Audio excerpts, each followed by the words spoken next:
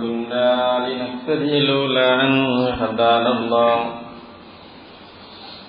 اللهم صل على محمد وعلى آل محمد كما صليت على إبراهيم وعلى آل إبراهيم إنك حميد مجيد اللهم بارك على محمد وعلى آل محمد كما باركت على إبراهيم وعلى آل إبراهيم إنك حميد مجيد أما بعد فإن خير الكلام كلام الله وخير الحديث كتاب الله وخير السنن سنن محمد صلى الله عليه وسلم وشر الأمور محدثاتها وكل محدثة بدعة وكل بدعة ضلالة وكل ضلالة في النار أيها الإخوان والأخوات أوصيكم وإياي أولا بتقوى الله أعوذ بالله من الشيطان الرجيم يا أيها الذين آمنوا اتقوا الله حق تقاته ولا تموتن إلا وأنتم مسلمون بسم الله الرحمن الرحيم تعاونوا على البر والتقوى ولا تعاونوا على الإثم والعدوان واتقوا الله إن الله شديد العقاب. ബഹുമാനരായ സത്യവിശ്വാസികളെ, വിശ്വാസിനികൾ, കാരുണ്യവാനായ അല്ലാഹുവിന്റെ ആജ്ഞകളും നിർദ്ദേശങ്ങളും ജീവിതത്തിന്റെ എല്ലാ സന്ദർഭങ്ങളിലും പാലിച്ച് തഖ്വയുള്ളവരായി ജീവിക്കണമെന്ന് എന്നെയും നിങ്ങളെയും ഓർമ്മപ്പെടുത്തുകയാണ്, വസിയത്ത് ചെയ്യുകയാണ്. കാരുണ്യവാനായ അല്ലാഹു അവന്റെ നിയമങ്ങൾ പാലിച്ച് ജീവിക്കുന്ന യഥാർത്ഥ വിശ്വാസികളിൽ, സ്വർഗാവകാശികളിൽ നമ്മെ എല്ലാവരെയും ഉൾപ്പെടുത്തി അനുഗ്രഹിക്കുമാറാകട്ടെ എന്ന് ആത്മാർത്ഥമായി പ്രാർത്ഥിക്കുകയുമാണ്. വിശ്വാസിൽ ഏതൊരു മനുഷ്യനും താൻ ജീവിക്കുന്ന നാടുമായി ഒരു ആത്മബന്ധമുണ്ടാവും. അത് ഓരോരുത്തരുടെയും ജീവിതത്തിൽ ഒരു നിലക്കല്ലെങ്കിൽ മറ്റൊരു നിലയിൽ പ്രകടമാവുകയും ചെയ്യാറുണ്ട്. പൊതുവെ നമുക്കറിയാം, ഗൾഫ് രാജ്യങ്ങളിൽ പോയി ജോലി ചെയ്യുന്ന ഒരുപാട് ആളുകൾ നമ്മുടെ നാടുകളിൽ, നമ്മുടെ സഹോദരങ്ങളിൽപ്പെട്ടവരുണ്ട്. അവർക്ക് ഉയർന്ന വരുമാനമുണ്ട്, അവിടെ കുടുംബസമേതമാണ് അവർ ജീവിച്ചുകൊണ്ടിരിക്കുന്നത്. എന്നാലും അവർ ഇടയ്ക്കിടയ്ക്ക് നാട്ടിൽ വരുന്ന സമയത്ത് പറയുന്ന വാചകങ്ങളിലൊന്ന് അതൊക്കെ ഒഴിവാക്കി നാട്ടിൽ സെറ്റിലാവണമെന്നാണ്. ഇത് പൊതുവെ ഗൾഫിൽ ജോലി ചെയ്യുന്ന ആ നാട്ടിൽ വരുന്ന ഓരോ വ്യക്തിയും പറയുന്ന സംഗതിയാണ്. മടുത്തു, അവസാനിപ്പിക്കാൻ, ഇനി നാട്ടിൽ കൂടണം. ഇതേ ഒരു സ്വാഭാവികമായി നമ്മൾ കേൾക്കുന്ന ഗൾഫുകാരിൽ നിന്നുള്ള ഒരു പ്രയോഗമാണ്. ഇനി നോക്കൂ നിങ്ങൾ, നമ്മൾ ഏതൊരു നാട്ടിലാണോ ജനിച്ചു വളർന്നത് ആ ഗ്രാമം വിട്ട് മറ്റൊരു ഗ്രാമത്തില് വീട് വെച്ച് പോവാൻ ആഗ്രഹിക്കാത്തവരാണ് മഹാഭൂരിപക്ഷം. എന്റെ നാട്ടിൽ നിന്ന് എല്ലാ സൗകര്യവും ഇവിടെ തരാ എന്ന് പറഞ്ഞാലും എന്റെ മനസ്സെന്ത് ചെയ്യും? എനിക്ക് ഏറ്റവും പ്രിയപ്പെട്ടതും ഞാൻ ജനിച്ച് എനിക്ക് പരിചയമുള്ള ഓടി നടന്ന ആ നാടാണ് ഏറ്റവും പ്രാധാന്യമായി തോന്നാറുള്ളത്. അതേപോലെ തന്നെ നിങ്ങൾ ഓരോരുത്തരും നിങ്ങളുടെ നാട്ടിൽ നിന്ന് കുറച്ചൊക്കെ അപ്പുറത്തേക്കോ ഇപ്പുറത്തേക്കോ പോയി താമസിക്കണമെന്ന് ഒരു സാഹചര്യത്തിലേക്ക് വരും. അപ്പോൾ നമ്മുടെ മനസ്സിങ്ങനെ വേദനിക്കും. നാട് വിട്ടു പോവുകയാണല്ലോ എന്നൊരു വേദന പൊതുവെ ഉണ്ടാവാറുണ്ട്.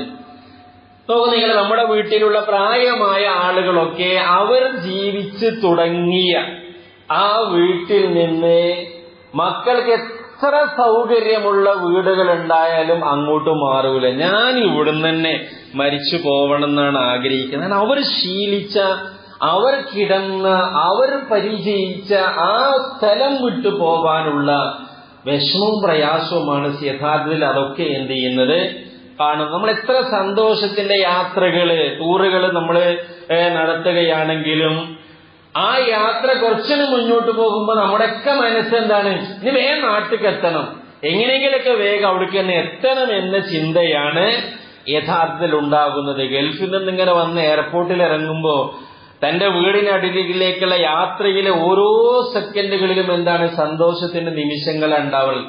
അതേപോലെ തന്നെ ഈ റെയിൽവേ സ്റ്റേഷനിലാവട്ടെ, ബസ് സ്റ്റോപ്പിലാവട്ടെ, ഇറങ്ങി വീടിനോട് അടുക്കുമ്പോൾ ഉണ്ടാകുന്ന ഒരു സന്തോഷം അത് പ്രത്യേകമാണ്. നോക്കൂ നിങ്ങൾ, അതിൽ ഇസ്മായിൽ എന്ന് പറയുന്ന ഒരു മഹാപണ്ഡിതൻ നേരത്തെ പറഞ്ഞൊരു വാചകത്തിൽ നമുക്ക് 3 കാര്യങ്ങൾ കാണുവാൻ സാധിക്കും. 3 തരം ജീവികളെ, അതേപോലെ തന്നെ അവിടെ 3 സ്വഭാവ രീതികളാണ് അദ്ദേഹത്തിന്റെ ഒരു വാചകമായി പറയുന്നത്. സലാസു ഖിസാലിൻ ഫി സലാസത്തി അസ്നാഫിൻ മിനൽ ഹയവാൻ, 3 തരം ജീവികളിലെ 3 സവിശേഷതകൾ നിങ്ങൾ വിശദീകരിച്ചു പറയണം. ഒന്ന്, അൽ ഇബിലു തഹിന്നു ഇലാ ഔത്വാനിഹ, വളരെ ദൂരെയാണെങ്കിലും ഒട്ടകങ്ങള് സ്വന്തം നാടിനായിട്ട് അവര് ആഗ്രഹിക്കുമെന്നാണ് അദ്ദേഹം പറയുന്നത്. രണ്ടാമത് പറയുന്നത് വഇൻ കാന അഹ്ദുഹാ ബഈദൻ, അത് വളരെ വിദൂരത്താണ്, എന്നിരുന്നാലും ആ ഒട്ടകങ്ങൾ തങ്ങളുടെ നാട്ടിലേക്ക് ഇങ്ങനെ എത്തണം എന്ന് ചിന്തിച്ചു പോകുമത്രേ.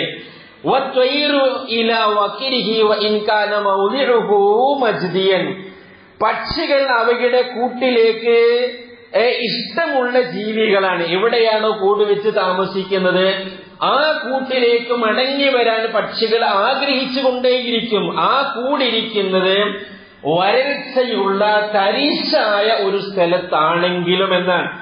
മൂന്നാമത് പറയുന്നത് വൽ ഇൻസാനു ഇലാ വസനിഹി വഇൻ കാന ഗൈറുഹു അക്സറ നഫ്അൻ എന്നാണ്. മനുഷ്യർ തന്റെ സ്വന്തം നാടിനായി കൊതിക്കുന്നു. അവൻ ഇപ്പോൾ നിലകൊള്ളുന്ന നാട് അവന് എത്ര കൂടുതൽ പ്രയോജനമുള്ളതാണെങ്കിലും, ഒരുപാട് ഉപകാരങ്ങളുള്ള നാട്ടിലാണ് ജീവിക്കുന്നത് എങ്കിലും സ്വന്തം നാട്ടിലേക്ക് അവന്റെ മനസ്സ് ആഗ്രഹിച്ചുകൊണ്ടിരിക്കുമെന്നാണ്. സ്വന്തം ഗ്രാമവും പഞ്ചായത്തും അതേപോലെ തന്നെ ജില്ലയും അതിന്റെ അപ്പുറത്തെ സംസ്ഥാനവും രാജ്യവുമൊക്കെ വിട്ടുപോവാൻ മാനസികമായി വിഷമിക്കുന്ന ആളുകളാണ് ഈ നാട്ടിൽ ജീവിക്കുന്ന മഹാഭൂരിപക്ഷം ആളുകളും. പ്രിയപ്പെട്ടവരെ, നമ്മുടെ നാട് 79ാം സ്വാതന്ത്ര്യദിനം ആഘോഷിക്കുന്ന ഒരു ദിനമാണ് യഥാർത്ഥത്തിൽ ഇന്ന്. നമുക്ക് നാം ജീവിക്കുന്ന നാടിനോടും നാട്ടുകാരോടും ചില കടമകളുണ്ട്.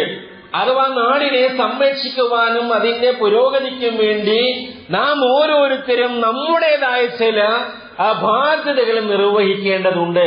ആ കടമകളും ബാധ്യതകളും ഒക്കെ നിർവഹിച്ചു പോകുമ്പോഴാണ് ഈ നാടിനോട് നമ്മുടെ ബാധ്യത ശരിക്കും നിർവഹിക്കപ്പെട്ടവരായി നമ്മൾ മാറുന്നത്.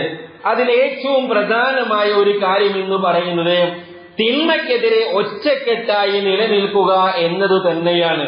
നോക്കുന്നെങ്കിൽ നമ്മുടെ നാട്ടില് എത്രയോ പ്രയാസങ്ങളും പ്രതിസന്ധികളും നമ്മൾ കാണുന്നുണ്ട്. നോക്കുന്നെങ്കിൽ ആ തിന്മകൾക്കെതിരെ ഒറ്റക്കെട്ടായി നമ്മൾ നിലകൊള്ളുന്നുവെങ്കിൽ, അനീതിക്കെതിരെ അക്രമങ്ങൾക്കെതിരെ ഒറ്റക്കെട്ടായി നമ്മൾ നിലകൊള്ളുന്നുവെങ്കിൽ തീർച്ചയായും അത് ഉന്നതിയിലേക്കും വിജയത്തിലേക്കും എത്തിക്കാൻ സാധിക്കും. നോക്കുന്നെങ്കിൽ ഇന്ത്യ സ്വതന്ത്രമാവാന് എല്ലാ ആളുകളും ഒറ്റക്കെട്ടായി പരിശ്രമിച്ചുകൊണ്ടാണ് അത് നേടിയെടുത്തത് അല്ലെ. ലഭിച്ച സ്വാതന്ത്ര്യം അത് തനിമയോടെ നിലനിൽക്കാന് തകർക്കുന്നവർക്കെതിരെ നാം എല്ലാവരും തോളോട് തോൾ ചേർന്ന് നിന്നുകൊണ്ട് പോരാടണം. യുദ്ധമല്ല, നേരെ മറിച്ച് നമുക്ക് എങ്ങനെയാണോ ബുദ്ധിപരമായി ആദർശപരമായി നേരിടാൻ പറ്റുന്നത് ആ രീതിയിലുള്ള ഒരു നേരിടൽ നമ്മെ സംബന്ധിച്ചിടത്തോളം ഉണ്ടാവേണ്ടതുണ്ട്. രാജ്യത്തെ നശിപ്പിക്കാനുള്ള ശ്രമങ്ങൾക്കെതിരെ നടക്കുന്ന പോരാട്ടങ്ങൾക്ക് നാം ശക്തി പകരുവാനും പിന്തുണ കൊടുക്കുവാനും പ്രിയപ്പെട്ടവരെ നമുക്ക് സാധിക്കേണ്ടതുണ്ട്.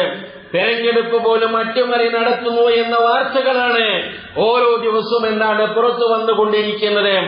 ഇവിടെ ഭൂരിപക്ഷ ന്യൂനപക്ഷ തീവ്രവാദങ്ങളെ ആശയപരമായി നേരിടാൻ പ്രിയപ്പെട്ടവരെ നമുക്ക് കഴിയേണ്ടതുണ്ട്.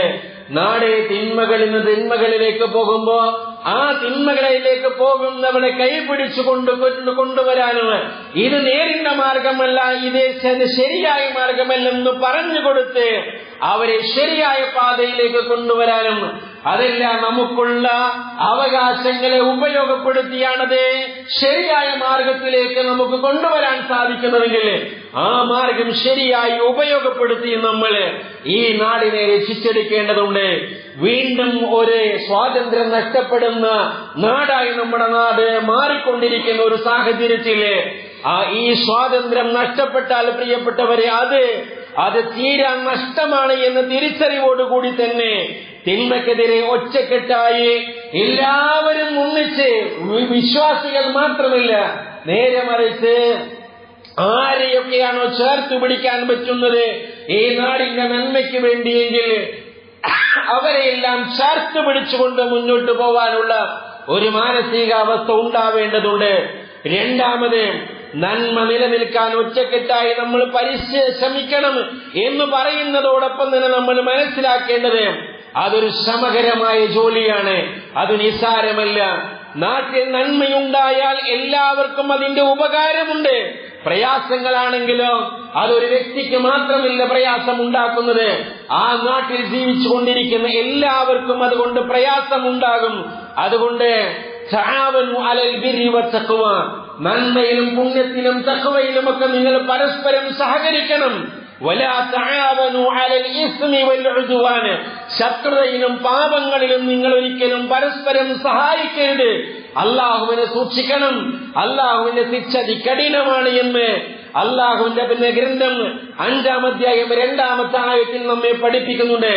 അള്ളാഹുവിന്റെ പ്രവാചകൻ തിന്മയെക്കുറിച്ച് അള്ളാഹുവിന്റെ പരിധികൾ പാലിക്കുന്നവന്റെയും പാലിക്കാത്തവന്റെയും ഉപമ ഒരു ഉദാഹരണമായി നമുക്ക് പറഞ്ഞു തന്നിട്ടുണ്ട്. ഒരു കപ്പലിൽ യാത്ര ചെയ്യുന്ന സംഘങ്ങളെ താഴെയും മുകളിലുമായി 2 തട്ടുകളിലാണ് അവർ യാത്ര ചെയ്യുന്നത്. താഴെ തട്ടിലുള്ള ആളുകൾക്ക് ആവശ്യമായ വെള്ളം കിട്ടണമെങ്കിൽ അവർ മുകളിലേക്ക് പോവേണ്ടതുണ്ട്. അവർ തീരുമാനിക്കുകയാണ്, നമ്മളെപ്പോഴും അവരിലേക്ക് ചെല്ലുമ്പോൾ അവർക്കൊരു ശല്യമല്ലേ, ഇതിന്റെ താഴ്ഭാഗത്ത് നമ്മളൊരു ഓട്ടയുണ്ടാക്കിയാൽ, ഒരു ദ്വാരമുണ്ടാക്കിയാലും നമുക്ക് ആവശ്യമായ വെള്ളം ഇവിടുന്ന് ശേഖരിക്കാൻ കഴിയും എന്ന് വിചാരിച്ച് അങ്ങനെ ദ്വാരമുണ്ടാക്കുന്നവരെ നമ്മൾ പിടിക്കാതിരുന്നാൽ, അതിനെ നമ്മൾ കൈകാര്യം ചെയ്യാതിരുന്നാൽ, അതിനെ എതിർക്കാതിരുന്നാൽ പ്രിയപ്പെട്ടവരെ സംഭവിക്കുന്നത് മഹാദുരന്തമാണ്. ഒന്നിച്ച കപ്പൽ മുങ്ങിപ്പോകും. അതുകൊണ്ടാണ് അവർ ആഗ്രഹിക്കുന്നത് അവരെ അനുവദിച്ചാൽ അവരെല്ലാം നശിച്ചു പോകുമെന്നും, പക്ഷേ അവരെ കൈപിടിച്ചു നിർത്തിയാൽ എല്ലാവർക്കും രക്ഷപ്പെടാൻ സാധിക്കുമെന്നും അള്ളാഹുവിന്റെ പ്രവാചകന്റെ ഉദാഹരണ സഹിതം പറയുമ്പോ, നാടിൽ തിന്മകൾ വ്യാപിക്കുമ്പോ എനിക്കൊരു പ്രശ്നമില്ല, എന്നത് ബാധിക്കുന്നതല്ല എന്ന് വിചാരിച്ച് നമ്മൾ മാറി നിന്നാൽ ക്രമേണ അത് നമ്മുടെ വീട്ടുപടിക്കലും നമ്മുടെ വീട്ടിന്റെ ഉള്ളിലേക്കും അത് കയറി വരുമെന്ന ചിന്ത നമ്മെ സംബന്ധിച്ചിടത്തോളം ഉണ്ടാവേണ്ടതുണ്ട്. അതാണ് രണ്ടാമതായി ഓർമ്മപ്പെടുത്താനുള്ളത്. മൂന്നാമത് പ്രിയപ്പെട്ടവരെ, ഭരണാധികാരികളുടെ ഉപദ്രവത്തിൽ നിന്ന് രക്ഷയ്ക്ക് വേണ്ടി നമ്മൾ പ്രാർത്ഥിക്കേണ്ടതുണ്ട്. നോക്കൂ നിങ്ങൾ, അല്ലാഹുവിന്റെ പ്രവാചകൻ സുദീർഘമായ പ്രാർത്ഥന പഠിപ്പിക്കുമ്പോ ആ പ്രാർത്ഥനയിൽ ഇങ്ങനൊരു വാചകം നമുക്ക് കാണാൻ സാധിക്കുന്നുണ്ട്. വലാ തുസല്ലിത് അലൈനാ മൻ ലാ യർഹമന, ഞങ്ങളോട് കരുണ കാണിക്കാത്ത ആരെയും ഞങ്ങളുടെ മേൽ ഭരിക്കാൻ അനുവദിക്കരുതേ നാഥ, അധികാരസ്ഥന്മാരാക്കി മാറ്റരുതേ നാഥ എന്ന് പ്രാർത്ഥന. പ്രിയപ്പെട്ടവരെ, അല്ലാഹുവിന്റെ പ്രവാചകൻ പഠിപ്പിച്ചു തന്ന പ്രാർത്ഥനയിലുണ്ട്. ഭരണാധികാരികൾ നന്മയിലാകുമ്പോഴാണ് ആ നാട് നന്മയിലാകുന്നത്. ഭരണാധികാരികൾ മോശമായാൽ നാട് നശിക്കും.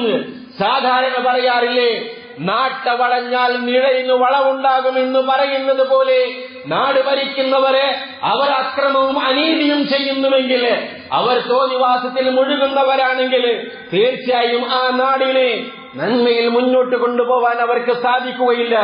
അതുകൊണ്ടാണ് ഫുളൈൽ ഇബ്നു ഇയാദ് റഹിമഹുല്ലാഹ് പറയുന്ന വാചകമുണ്ട്, ലൗ കാന ലി ദഅവത്തുൻ മുസ്തജാബ മാ ജഅൽതുഹാ ഇല്ലാ ഫിസ്സുൽത്താൻ. എനിക്ക് ഉത്തരം കിട്ടുന്ന ഒരു പ്രാർത്ഥന ഉണ്ടായിരുന്നുവെങ്കിൽ ഞാനത് ഭരണാധികാരിയുടെ വിഷയത്തിലല്ലാതെ നിർവഹിക്കുമായിരുന്നില്ല എന്നാണ്. ഉത്തരം കിട്ടുന്ന ഒരു പ്രാർത്ഥന ഉണ്ടെങ്കിൽ ഭരണാധികാരിക്ക് വേണ്ടി ഞാനത് പ്രാർത്ഥിക്കുമായിരുന്നു എന്ന് അല്ലാഹുവിന്റെ പ്രവാചകന്റെ അധ്യാപനങ്ങളിൽ നിന്നൊക്കെ പാഠം ഉൾക്കൊണ്ടുകൊണ്ട് നമ്മുടെ മുൻഗാമികളായ ആളുകൾ പറഞ്ഞു വെച്ചിട്ടുണ്ട്. അതുകൊണ്ട് നാടിലെ ഭരണാധികാരികൾ അക്രമികളാവാതിരിക്കുവാനും അക്രമികളായ ആളുകളെ ഭരണാധികാരത്തിലേക്ക് കടന്നു വരാതിരിക്കുവാനുമുള്ള പ്രാർത്ഥന വിശ്വാസികളായ നമ്മുടെ ഭാഗത്തു നിന്നുണ്ടാവണമെന്ന് ഇസ്ലാമിക പാഠങ്ങളിലുണ്ട്. നാലാമതായി ഓർമ്മപ്പെടുത്താനുള്ളത്, നാടിന്റെ നന്മയ്ക്ക് വേണ്ടി നമ്മൾ പ്രാർത്ഥിക്കണം. വിശ്വാസികളെ, അള്ളാന്റെ പ്രവാചകൻ പ്രാർത്ഥിച്ചില്ലേ, അല്ലാഹുമ്മ ബാരിക് ലനാ ഫീ മക്കത്തിന, ഞങ്ങളുടെ മക്കൾക്ക് നീ ബർക്കത്ത് നൽകണേ. അല്ലാഹുമ്മ ബാരിക് ലനാ ഫീ മദീനത്തിന, ഞങ്ങളുടെ മദീനക്ക് നാഥാ നീ അനുഗ്രഹം ചൊരിയണമേ. അല്ലാഹുമ്മ ബാരിക് ലനാ ഫീ ശാമിന, ഞങ്ങളുടെ ശാമിന് നീ ബർക്കത്ത് നൽകണേ. വബാരിക് ലനാ ഫീ സാഇന വബാരിക് ലനാ ഫീ മുദ്ദിന, അതിലുള്ള ഓരോ അളവും ഭക്ഷണ പദാർത്ഥങ്ങൾക്കൊക്കെ വേണ്ടിയുള്ള പ്രാർത്ഥനയാണ് പ്രവാചകൻ നടക്കുന്നത്. ഈ നാട് നന്മയിലായി മുന്നോട്ട് പോവാൻ നമ്മുടെയൊക്കെ പ്രാർത്ഥന പ്രിയപ്പെട്ടവരെ ഉണ്ടാവേണ്ടതുണ്ട്. അല്ലെങ്കിൽ നാട് നശിച്ച് അതിന്റെ പ്രയാസങ്ങളും പ്രതിസന്ധികളും ഒക്കെ അനുഭവിക്കുന്ന ആളുകളായി നമ്മൾ മാറും. ഇന്ന് നല്ല സ്വാതന്ത്ര്യമുണ്ട് നമുക്കല്ലേ, യഥേഷ്ടം സഞ്ചരിക്കുവാനും അതേപോലെ തന്നെ എല്ലാ കാര്യങ്ങളും ചർച്ച ചെയ്യുവാനും, ഞാൻ മനസ്സിലാക്കിയ ഒരു കാര്യം അത് തുറന്നു പറയുവാനും, ഞാൻ ഉൾക്കൊണ്ട ഒരു ആദർശം അത് ആളുകളോട് പ്രചരിപ്പിക്കുവാനും അതിലേക്ക് ക്ഷണിക്കുവാനും ഒക്കെയുള്ള സ്വാതന്ത്ര്യം ഇപ്പോൾ നമുക്ക് നമ്മുടെ ഭരണഘടന അനുവാദം തന്നത് നിലനിൽക്കുന്നുണ്ട്. നാളെ അത് നിഷേധിക്കപ്പെടുന്ന ഒരു സാഹചര്യം വന്നാൽ പ്രിയപ്പെട്ടവരെ നമുക്ക് സ്വസ്ഥമായി പള്ളിയിൽ ഒരു വശം ഇതുപോലെ ഒരുമിച്ച് കൂടാൻ കഴിഞ്ഞുകൊള്ളണമെന്നില്ല. നമുക്ക് സ്വസ്ഥമായി നമസ്കരിക്കാൻ കഴിഞ്ഞുകൊള്ളണമെന്നില്ല. നമുക്ക് സ്വസ്ഥമായി ബാങ്ക് കൊടുക്കാൻ കഴിഞ്ഞുകൊള്ളണമെന്നില്ല. നമുക്ക് സ്വസ്ഥമായി ബലിയെടുക്കാൻ കഴിഞ്ഞുകൊള്ളണമെന്നില്ല. അതുകൊണ്ട് നാടിന്റെ നന്മയ്ക്ക് വേണ്ടി, നമ്മുടെ നന്മയ്ക്ക് വേണ്ടി പ്രാർത്ഥിക്കുന്നത് പോലെ പ്രാർത്ഥിക്കാൻ പ്രിയപ്പെട്ടവരെ നമുക്ക് കഴിയണം.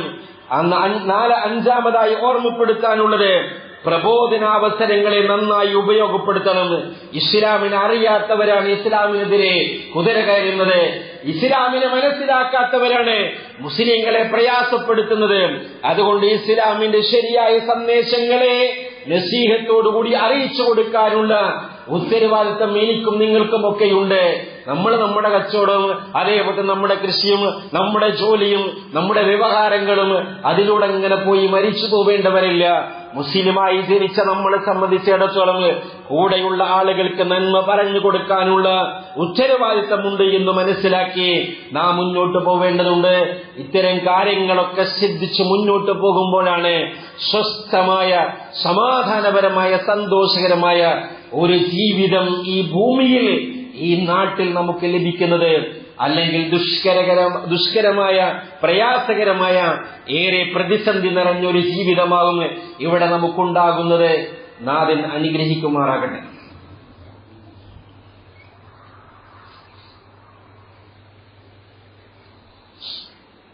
അൽഹംദുലില്ലാഹ് ഹംദൻ തയ്യിബൻ മുബാറകൻ ഫീഹി അലാ കുല്ലി ഹാൽ വസ്സലാത്തു വസ്സലാമു അലാ അഷ്റഫിൽ അംബിയാഇ വൽ മുർസലീൻ വഅലാ മൻ ഇത്തബഅഹും ബിഇഹ്സാനിൻ ഇലാ യൗമിദ്ദീൻ വൽആഖിബത്തു ലിൽ മുത്തഖീൻ. അമ്മാ ബഅദ്. അല്ലാഹുവിനെ സൂക്ഷിച്ചുകൊണ്ട് ജീവിക്കണമെന്ന് ഒരിക്കൽ കൂടി ഉപദേശിക്കുകയാണ്, വസിയത്ത് ചെയ്യുകയാണ്.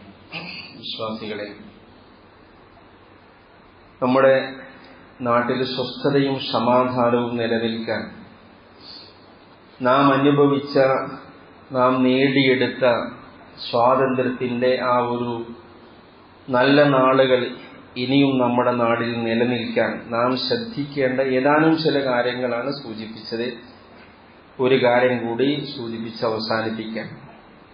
അവസാനമായി ഓർമ്മപ്പെടുത്താനുള്ളത്, നമ്മൾ നേരെ ചൊവ്വേ നിലനിൽക്കുക എന്നത് തന്നെയാണ്.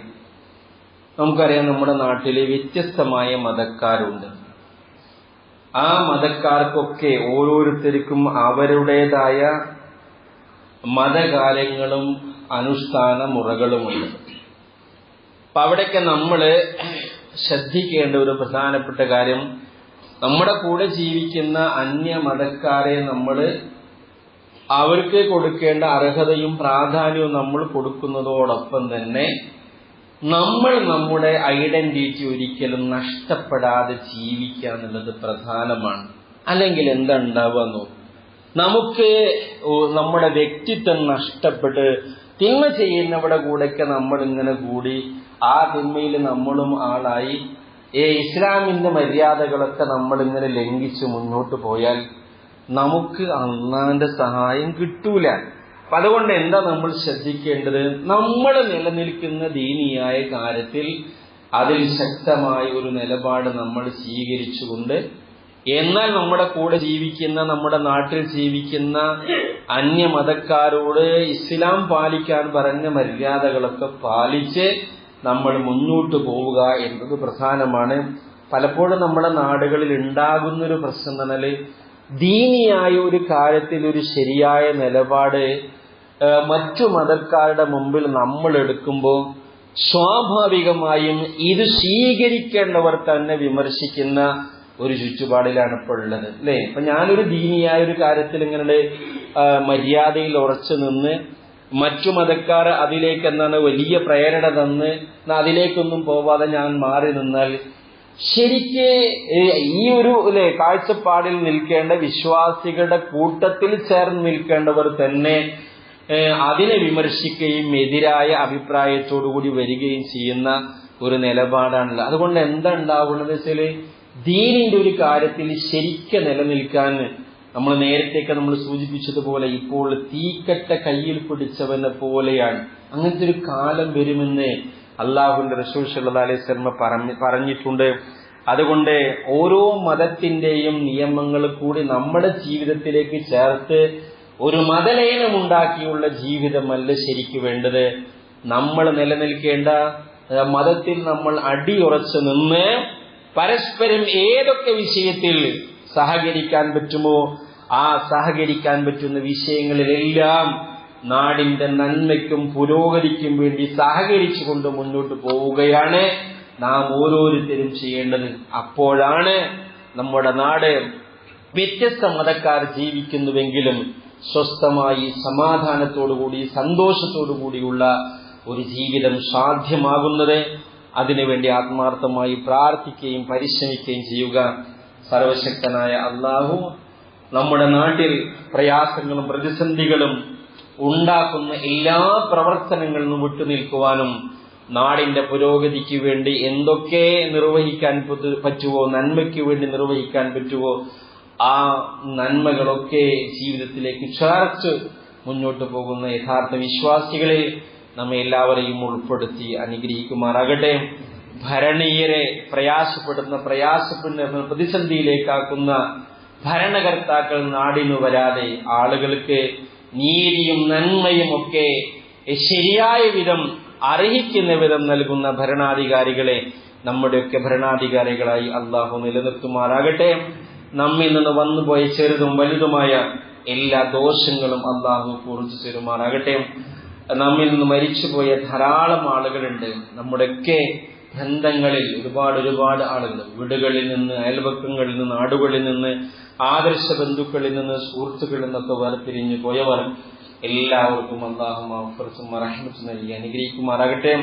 കലിമ ചൊല്ലി മരിക്കാനുള്ള സൗഭാഗ്യം അല്ലാഹു നമുക്ക് എല്ലാവർക്കും നൽകി അനുഗ്രഹിക്കുമാറാകട്ടെ. പ്രവാചകന്മാരുടെ കൂടെ, സിദ്ദീഖീങ്ങളുടെ കൂടെ, ശുഹദാക്കളുടെ കൂടെ, സ്വാലിഹീങ്ങളുടെ കൂടെ സ്വർഗത്തിലേക്ക് പോവാൻ അല്ലാഹു നമുക്ക് എല്ലാവർക്കും തൗഫീഖ് നൽകി അനുഗ്രഹിക്കുമാറാകട്ടെ. പ്രാർത്ഥന കൊണ്ട് നമ്മോട് വസിയത്ത് ചെയ്ത ധാരാളം ആളുകളുണ്ട്. അവിടേക്ക് ഹലാലായ ഉദ്ദേശങ്ങളെ അല്ലാഹു പൂർത്തീകരിച്ചു കൊടുക്കുമാറാകട്ടെ. ഇണകളെ ലഭിക്കാതെ ഈ നാടിൽ ഇണകൾക്ക് വേണ്ടി അന്വേഷിച്ചുകൊണ്ട് നടക്കുന്ന ഒരുപാട് ചെറുപ്പക്കാരുണ്ട്. അവർക്കൊക്കെ സ്വാലിഹീങ്ങളായ ഇണകളെ അല്ലാഹു നൽകി അനുഗ്രഹിക്കുമാറാകട്ടെ. സ്വാലിഹീങ്ങളായ ഇണകളെ ആഗ്രഹിച്ചുകൊണ്ട് ജീവിക്കുന്ന ഒരുപാട് പെൺകുട്ടികൾ നമ്മുടെ നാടുകളിലുണ്ട്. അല്ലാഹു അവർക്കൊക്കെ സ്വാലിഹീങ്ങളായ ഇണകളെ നൽകി അനുഗ്രഹിക്കുമാറാകട്ടെ. വിവാഹം കഴിഞ്ഞേറെ വർഷങ്ങൾ കുടുംബജീവിതം നയിച്ചിട്ടും ഒരു സന്താനമില്ലാതെ വിഷമിക്കുന്ന ധാരാളം ആളുകളുണ്ട്. അവർക്കൊക്കെ അല്ലാഹു സ്വാലിഹീങ്ങളായ സന്താനങ്ങളെ നൽകി അനുഗ്രഹിക്കുമാറാകട്ടെ.